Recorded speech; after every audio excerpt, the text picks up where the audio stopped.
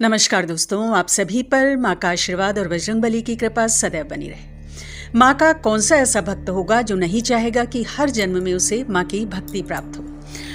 और माँ के जितने भी भक्त हैं पूरी श्रद्धा भाव से माँ की पूजा अर्चना करते हैं, उनकी सेवा करते हैं। लेकिन कुछ तो खास बात होगी, कुछ तो असाधारण होना चाहिए ऐसे भक्त में, ऐसे व्यक्ति में जिसे माँ हर जन्म में अपने भक्त के रूप में चुनती है और जिसे हर जन्म में माँ का सामीप्य, उनका प्रेम प्राप्त हो। तो ऐसा क्या करें कि सिर्फ इस जन्म में ही नहीं बल्कि आने वाले हर जन्म में माँ की भक्ति प्राप्त हो, उनका प्रेम प्राप्त हो और मोक्ष प्राप्ति की जो उसकी राह है वो सरल हो जाए, सहज हो जाए। तो भक्तों के कौन से गुण उन्हें माँ के बहुत करीब ले जाते हैं, उसी के ऊपर आज बात करेंगे। तो पहला गुण जो है कि आप जीवन में किस चीज़ को प्राथमिकता देते हो, आपकी प्रायोरिटीज़ क्या हैं। क्योंकि आपकी प्रायोरिटीज़ के हिसाब से, प्राथमिकता के हिसाब से चीज़ें मिलती हैं। जिस तरफ भाव गहरा होगा वही आपको मिलेगा।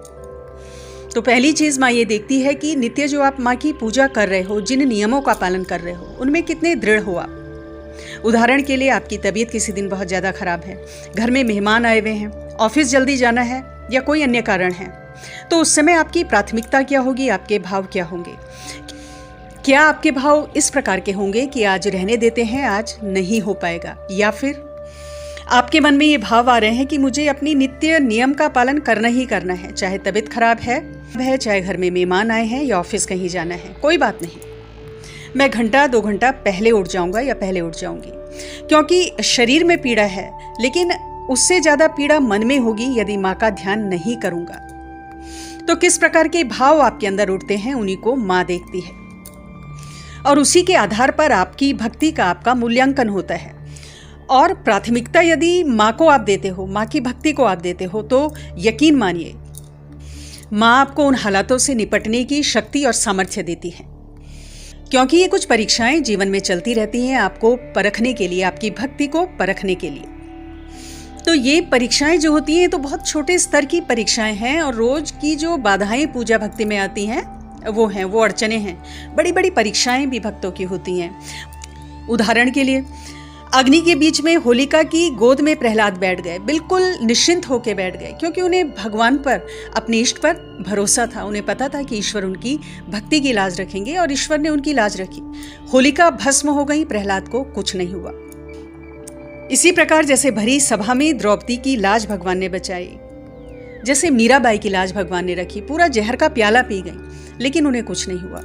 तो किसी भी तरह की जो परीक्षाएं जीवन में चलती हैं, कोई भी कठिन समय जीवन में आता है तो डरकर भागना नहीं है, ईश्वर पर अपना विश्वास बनाए रखें। और जब भगवान देखते हैं आपके भावों को कि आपकी भक्ति कितनी अटूट है, तो ईश्वर भी आपको उनसे निपटने के लिए कुछ विशेष शक्ति और सिद्धियां प्रदान करते हैं, आपका मनोबल ऊंचा करते हैं और आपको सहारा देते हैं और आप उन परिस्थितियों से ईश्वर की कृपा से निकल जाते हो।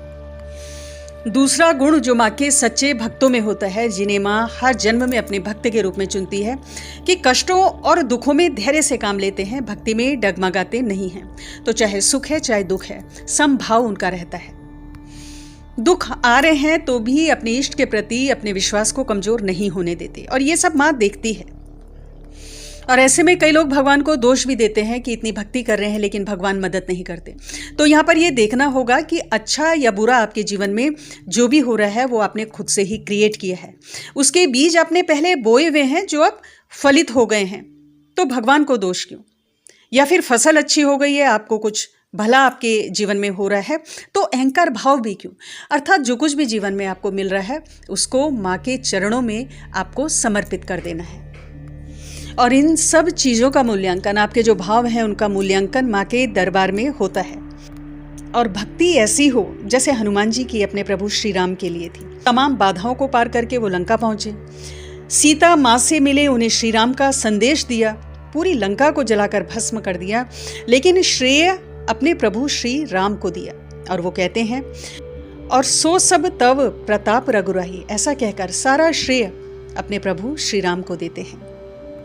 तो इसी प्रकार जो माँ के भक्त हैं, जो अपने हर कार्य को माँ की आज्ञा समझकर करते हैं, उनको समर्पित होकर करते हैं, और जो फल होता है चाहे अच्छा या बुरा, उसे भी माँ के चरणों में समर्पित कर देते हैं। ऐसे अपने प्रिय भक्त को माँ उसके हर जन्म में चुनती है और ऐसे अपने प्रिय भक्त को माँ मोक्ष के द्वार तक ले जाती है। तीसरा गुण जो एक सच्चे भक्त में होता है कि ये लोग अपनी तकलीफों का रोना किसी के आगे नहीं रोते और पूरी श्रद्धा अपने इष्ट पर रखते हैं, क्योंकि वो जानते हैं, उनका विश्वास इतना गहरा है और वो इस चीज़ को समझते हैं कि समय आने पर माँ सब ठीक कर देगी और उनकी भक्ति का फल उनको मिलेगा, उनकी भक्ति व्यर्थ नहीं जाएगी। और ममतामयी माँ, पराशक्ति माँ काली भी ये सब उनके भाव समझती हैं और कभी भी ऐसे भक्तों का साथ नहीं छोड़ती और समय आने पर उनको उनकी भक्ति का फल प्रदान करती हैं और सदैव के लिए उन्हें अपनी शरण में ले लेती हैं। और एक बहुत बड़ा लक्षण ऐसे भक्त में होता है कि संसार के प्रति मोह कम हो जाता है, सांसारिक बातें व्यर्थ लगने लगती हैं। हालांकि आप लोगों से बातचीत करते हो, सामान्य व्यवहार उनसे रखते हो, लेकिन अंदर से उनसे पूरी तरह से जुड़ नहीं पाते, क्योंकि अंदर से तो आप माँ से बहुत गहराई से जुड़ चुके होते हो। और ये जो भक्त और भगवान का रिश्ता होता है ये इतना गहरा होता है, इतना मजबूत हो जाता है कि किसी और रिश्ते की, किसी और संबंध की गुंजाइश ही नहीं होती है। तो संसार में रहते हुए भी ऐसा व्यक्ति संसार से दूर होता है, एकांत पसंद करता है। इसके अलावा सांसारिक वस्तुओं और भोगों की जो इच्छा है वो समाप्त होने लगती है। सादा जीवन ज़्यादा पसंद आते हैं। स्वादिष्ट पकवान के स्थान पर सादा भोजन जो माँ के चरणों में नैवेद्य के रूप में चढ़ाया जाता है वो ज़्यादा स्वाद लगता है।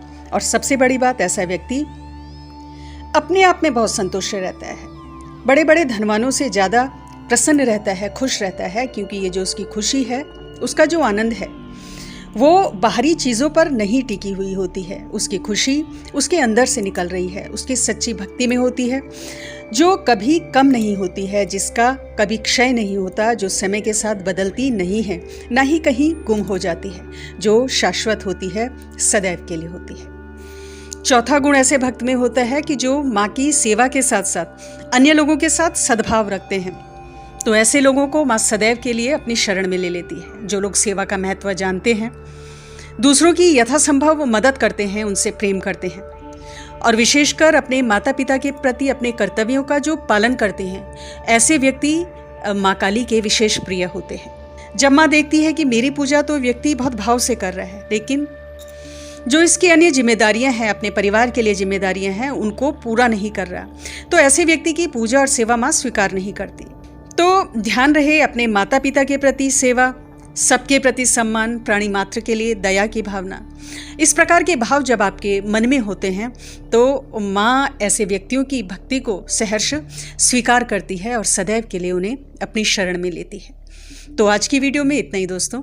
अगली वीडियो में बहुत जल्द मिलती हूँ। तब तक के लिए अपना ध्यान रखें, स्वस्थ रहें, खुश रहें, मस्त रहें। जय माता दी, जय बजरंग बली।